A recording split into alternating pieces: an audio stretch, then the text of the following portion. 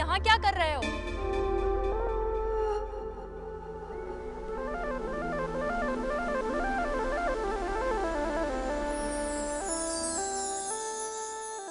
तुम यहाँ क्या कर रहे हो?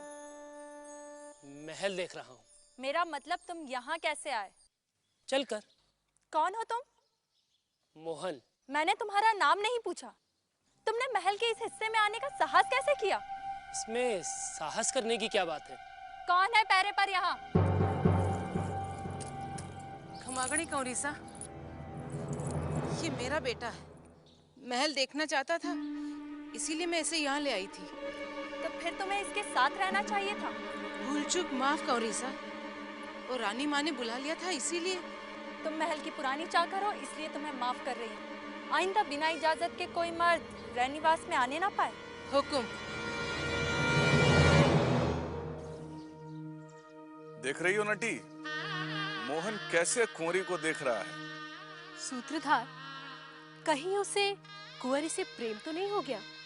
पहली नजर का प्रेम? प्रेम किससे? रूप से? देह से? जिसे एक क्षण पहले देखा न था, जाना न था, उससे प्रेम? नटी, ये प्रेम है या कुछ और?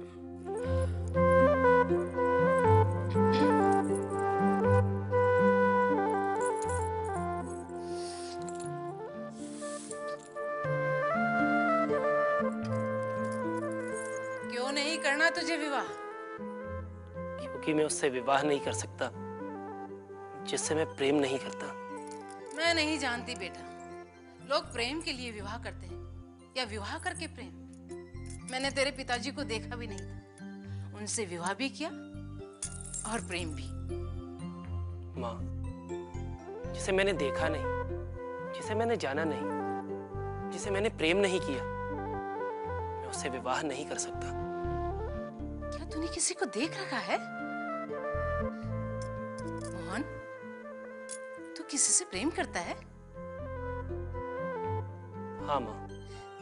किससे?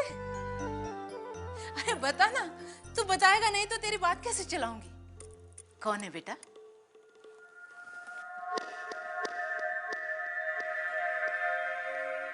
तुम्हारी राजकुमारी। क्या? राजकुमारी मीनाक्षी? हाँ माँ। पागल हो गया तू? कहाँ राजा भोज और कहाँ गंगू तेली? माँ, मैं जानता हूँ कि कुंवरी मीनाक्षी के साथ मेरा विवाह संभव नहीं, परंतु मैं किसी और के साथ विवाह करके अपने प्रेम का अपमान नहीं करूंगा। यदि वो नहीं तो और कोई नहीं। खबरदार, जो राजकुमारी का नाम भी लिया तो। अरे क्यों जग हसाई करवाना चाहता है अब?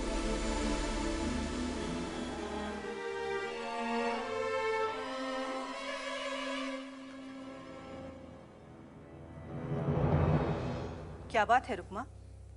कुछ दिनों से देख रही हूँ कि तुम कुछ परेशान दिखाई दे रही हो। बात ही कुछ ऐसी है महारानी जी, मेरा बेटा बावला हो गया है, बस उसकी चिंता खाई जा रही है मुझे। मैं कुछ कर सकती हूँ? आप चाहे तो मेरी मदद कर सकती हैं। बस एक बार उससे मिलकर उसे समझा दीजिए कि वो उस लड़की को भूल जाए। किस लड़की को? माफी चाहती हूँ महारानी जी, कुंवरी मीनाक्षी को। हमारी मीनाक्षी को? हाँ महारानी साहब, हमारी मीनाक्षी को। उसने कुंवरी को क्या देखा कि वो उनके प्रेम में पड़ गया। कहता है कि विवाह करेगा तो सिर्फ कुंवरी से, वरना जीवन भर कुंवारा रहेगा। रुक्मा, ये तो अच्छी बात है कि तुम्हारा बेटा मेरी बेटी को चाहता है, पर कुंवरी से विवाह करने के लिए उसे कुंवरी के योग्य बनना पड़ेगा। एक राजकुमार ही कुंवरी को पा सकता है, इसलिए यदि वह अपने को राजकुमारी के योग्य साबित कर सके तो मैं उसका विवाह कुंवरी से करवा दूंगी। आप सच कह रही हैं महारानी जी? हाँ रुक्मा, कल तुम अपने बेटे को लेकर मेरे पास आना। हुकुम।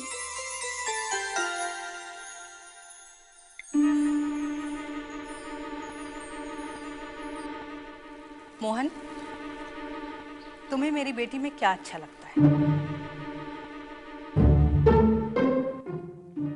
अरे, जैसे मीनाक्षी मेरी बेटी है वैसे रुक्मा की भी है, इसलिए बिना झिझक बताओ। कुंवरी बहुत सुंदर है। क्या सुंदर है? उसकी आंखें बिल्कुल मछली की तरह हैं। बस? उसके होंठ बहुत सुंदर हैं, मानो कमल के फूल हों। मेरी बेटी की आंखें और होठ ही सुंदर है। उसका अंग अंग सुंदर है रानी साहब।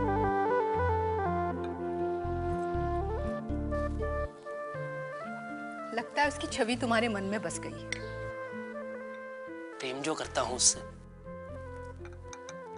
मोहन, मैं मीनाक्षी का विवाह तुमसे करा सकती हूँ, पर मेरी सिर्फ एक शर्त है। क्या है शर्त? तुम्हें 1 साल तक राजमहल में ही रहना होगा और जिस कमरे में तुम रहोगे उससे बाहर नहीं निकल सकोगे। मुझे मंजूर है। तुम उन्हीं लोगों से मिल सकोगे जिन्हें मैं तुम्हारे पास भेजूंगी। ये भी मंजूर है। खाना भी वही खाओगे जो मैं भेजूंगी। अरे घबराओ मत, खाना अच्छा ही होगा। ठीक है रानी साहब। तुम वही पढ़ सकोगे, देख सकोगे, सुन सकोगे जो मैं चाहूंगी। कुंवरी से विवाह करने के लिए मैं कुछ भी कर सकता हूँ।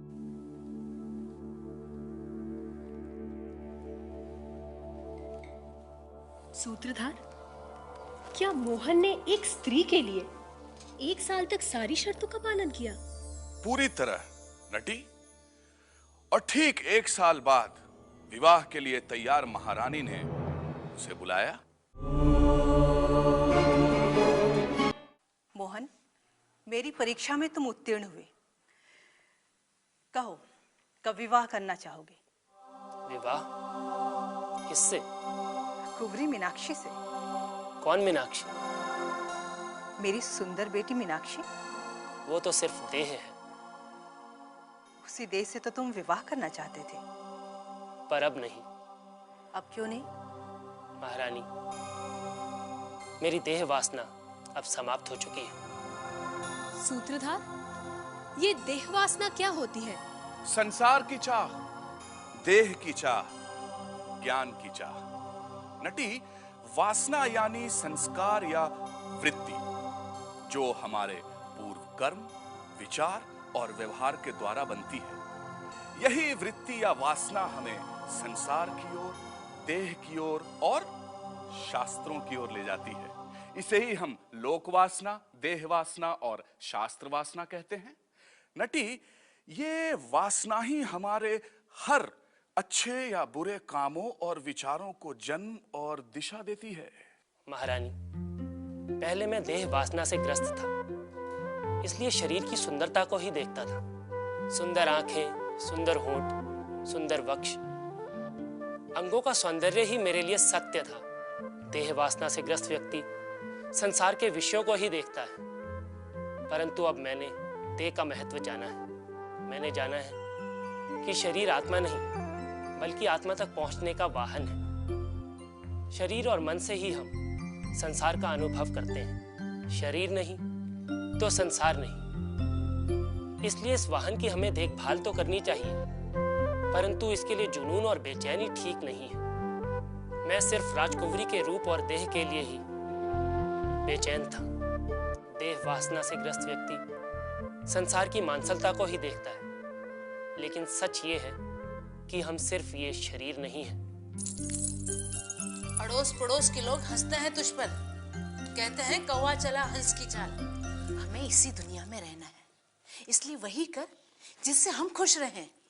माँ, मैं दूसरों को खुश रखने की कोशिश नहीं करना चाहता और ना ही दूसरों के तय किए हुए मानदंडों पर खरा उतरना चाहता हूँ। मैं कैसे कपड़े पहनूंगा, क्या खाऊंगा, कैसा दिखूंगा, ये मैं तय करूंगा। नहीं होना मुझे लोकप्रिय, नहीं चाहिए मुझे समाज की स्वीकृति।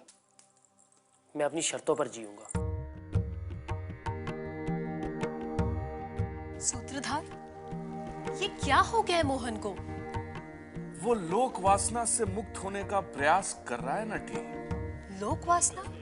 हमेशा दूसरों के लिए अच्छा बने रहने की कोशिश, दूसरों की नकल, दूसरे जैसा बनने की कोशिश, दूसरों के मापदंडों पर खरा उतरने की कोशिश, दूसरों से सम्मान की चाह, संसार में प्रसिद्ध होने की चाह लोक वासना कहलाती है।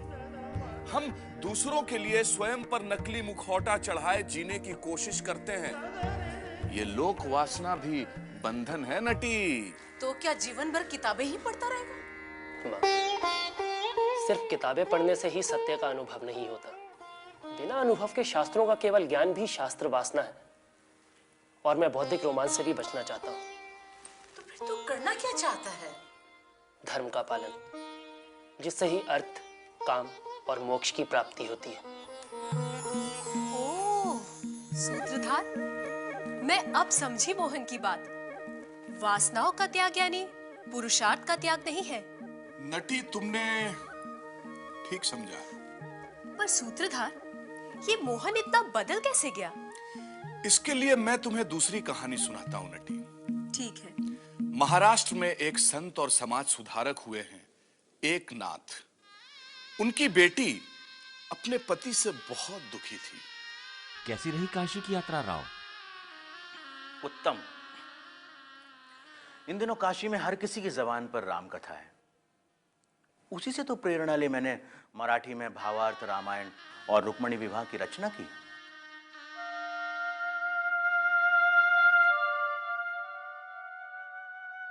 पहले उन्होंने शराब पीनी शुरू करी, मैंने कुछ नहीं कहा। फिर जुआ, अब वैश्याओं के कोठे पे पड़े रहते हैं। मैं अगर कुछ कहती हूँ तो बुरा भला कहने लगते हैं। तुम चिंता मत करो बेटी, निश्चिंत होकर घर जाओ। मैं दामाद जी से बात करूंगा। उन्होंने शास्त्रों का अध्ययन किया है, वह व्यर्थ नहीं जा सकता।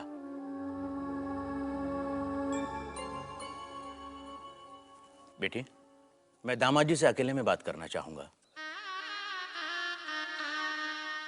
जावेद बापू, मैंने अपनी बेटी तुम्हें विद्वान जानकर दी थी। तो अब आपको भी मुझसे शिकायत है? नहीं जावेद बापू, शराब पीना, कोठों पर जाना संसार में कोई नई बात तो नहीं है। पर मेरी बेटी यह नहीं समझती। तुम्हारे प्रति आसक्त जो है, यदि उसने शास्त्र पढ़े होते तो उसका तुम्हारे प्रति इतना मोह न होता। इसलिए मैं तो बस इतना ही चाहता हूं कि तुम रोज घर से निकलने के पहले उसे कोई पाठ पढ़ा कर निकलो, ताकि वह तुम्हारी आसक्ति से मुक्त हो और तुम्हारे आचरण से दुखी न हो। क्या तुम उसके लिए इतना भी नहीं कर सकते?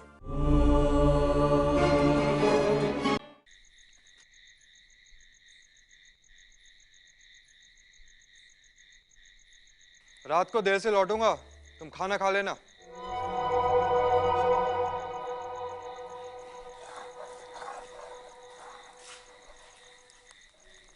क्या हुआ जी? तुम्हारे बापू ने एक और काम पर लगा दिया है मुझे। आज से हर रोज बाहर जाने से पहले मैं तुम्हें श्रीमद् भगवत गीता का कोई ना कोई श्लोक पढ़ाऊंगा। आओ चलो। और एकनाथ के दामाद ने प्रतिदिन अपनी पत्नी को श्रीमद् भगवत गीता के कर्म योग, भक्ति योग, ज्ञान योग और ध्यान योग से एक एक श्लोक सिखाना शुरू किया। और अपनी पत्नी को अपनी आसक्ति से दूर करने निकले पति ने उस स्वाध्याय की प्रक्रिया में देह के प्रति अपनी वासना को पहचाना और वो स्वयं अपनी पत्नी के बजाय वेश्याओं और व्यसनों से दूर हो गया। पर सूत्रधार, मोहन और संत एकनाथ के दामाद वासना से किस तरह मुक्त हुए? शर्त के 1 वर्ष के दौरान मोहन को सात्विक आहार और सत्संगी दिया गया। नित्य स्वाध्याय और स्वयं को जानने की प्रक्रिया में उन्होंने अपने भीतर की वासना को देख ही लिया। वो कैसे? नटी, तो चलो मैं तुम्हें फिर से मोहन के उस 1 वर्ष के एक दिन में ले चलता हूं।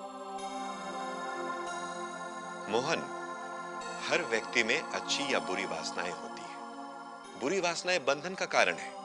वे आपराधिक और विध्वंसक वृत्ति को जन्म देती है। इसे श्रीमद् भगवत गीता में आसुरी संपत्ति कहा गया है। अच्छी वासनाएं व्यक्ति को बंधनों से मुक्त करती है। वे सकारात्मक और रचनात्मक वृत्ति को जन्म देती है।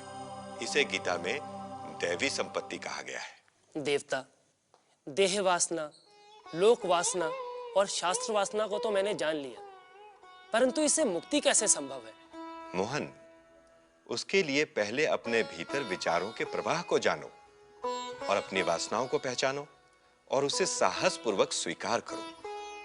अपनी वासनाओं को स्वीकार करना उससे छूटने का पहला कदम है और उससे छूटने का दूसरा कदम है आत्मविश्लेषण।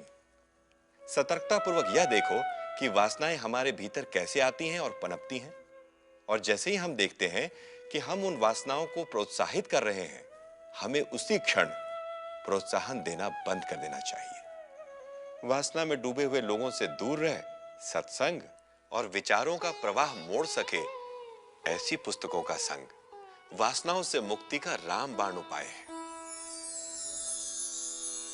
नटी, गीता में कर्म योग, भक्ति योग, ज्ञान योग और ध्यान योग से वासनाओं से मुक्ति का मार्ग बताया गया है। ईश्वर भक्ति से देह की वासनाओं की मुक्ति, ज्ञान योग से स्वयं की जांच पड़ताल, स्वयं से सवाल कि जो हमने अर्जित किया है क्या उसमें सुख है?